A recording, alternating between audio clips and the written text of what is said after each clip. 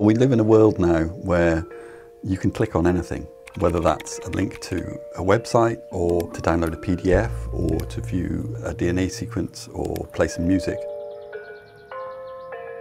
What CETAF stable identifiers do is add the ability to click on a link and gain access to a specimen in a natural history collection. There's nothing special about these unique identifiers for herbarium specimens. They're just basic Web URIs, so that's uniform resource identifiers that we're all familiar with. We see them in the address bar of our internet browsers all the time.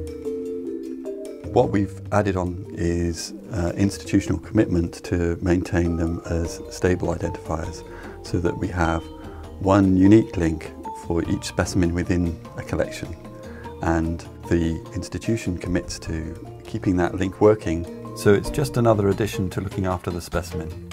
Look after that URI to that specimen. The great thing about URIs is that the domain name part can uniquely identify an institution on a global level. Then the path part that comes after the domain name can uniquely identify a specimen within a collection of an institution. So in combination, we have a unique addressing system that we can refer to specific specimens anywhere in the world. As well as providing a link that you can click on, stable identifiers allow us to link between different types of data. This means that a DNA sequence or a dot on a map can be linked back to the associated voucher specimen, and voucher specimens can be linked to duplicates within other collections. It also means that we can attach data to specimens because we have a unique identifier to embed within databases. Most research projects use material from more than one natural history collection because a researcher will be looking at a taxonomic group or geographical area, and the specimens will be housed in multiple places.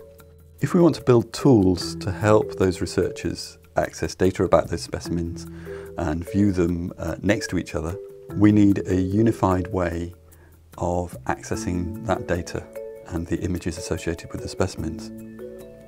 The CETAF stable identifiers give us this basic level of commonality across multiple natural history collections. We first used stable URIs to refer to our specimens at the Royal Botanic Garden, Edinburgh in 2010, and published a paper that used them in 2012. At about the same time, Berlin Botanic Garden were trying to solve the same problem in the same way, and so we joined forces through CETAF, the consortium of European taxonomic facilities, with some other institutions, so that we could all adopt a similar approach and standardise what we were doing. We now have more than a dozen institutions who've implemented these stable identifiers. For an institution to get started with stable identifiers is really quite simple, especially if they already have a portal where they publish their specimens online. It could be as simple as adding a new rule to the web server configuration, or perhaps adding another template file to their portal. It's also possible to take an incremental approach to implementation. At level 1, you can simply provide a standard URI that resolves to a web page for the specimen. You can then move on to implementing content negotiation, so that a human will receive a link to the web page, or a machine will receive data in RDF format. Beyond that, at level 3, you can commit to returning certain types of data within that RDF data stream.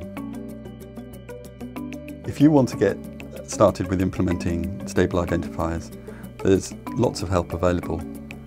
There's some documentation online from CETAF that you can go and read and show to your technical people. This is a growing community, and we are tending to help each other out, so you may well find that there's an institution near you or someone you know who can help you do the implementation. There's also an online testing tool where when you start to do your implementation, you can check that your URIs are functioning correctly and that tools that are built against them will work correctly. We're still at the level where we're codifying how we do this as a group. This means that if you have particular requirements, it may well be that you can influence how everybody else is implementing them, and we'd really like to hear from you.